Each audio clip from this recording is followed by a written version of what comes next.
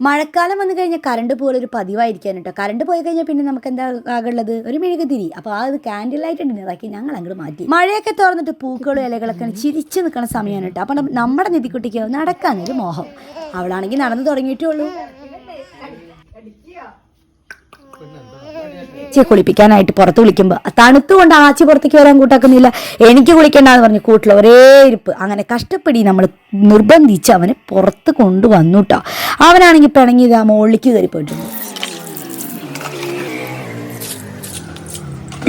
കുളിക്കാൻ തുടങ്ങിക്കഴിഞ്ഞാൽ പിന്നെ യാതൊരുവിധ മടിയില്ലാണ്ട് നിൽക്കുന്ന ആളാണ് ടാച്ചി. അവനൊരു കുഴപ്പമില്ല കുളിക്കാൻ തുടങ്ങിക്കഴിഞ്ഞാൽ. അനിൽകുമാർ സാറിൻ്റെ ക്യാബിൻ്റെ മുമ്പിൽ കുറേ നേരമായിട്ട് നമ്മൾ കാത്തിരിക്കുകയാണ്. നിധിക്കുട്ടിക്ക് കഫക്കെട്ട് പനിയായിട്ട് കാണിക്കാൻ വേണ്ടി വന്നതാണ്. അത്യാവശ്യം തിരക്കൊക്കെ ഉണ്ടായിരുന്നു. അപ്പോൾ നമ്മളെ വിളിക്കാനും കുറച്ച് നേരം വൈകിട്ടുണ്ടായിരുന്നു കേട്ടോ. അപ്പോൾ ഇന്നത്തെ വീഡിയോ ഇത്രയുള്ളൂ. ഇഷ്ടപ്പെട്ട ലൈക്ക് ഷെയർ ചെയ്യൂ, കമൻറ്റ് ചെയ്യൂ, സബ്സ്ക്രൈബ് ചെയ്യൂ. ബൈ.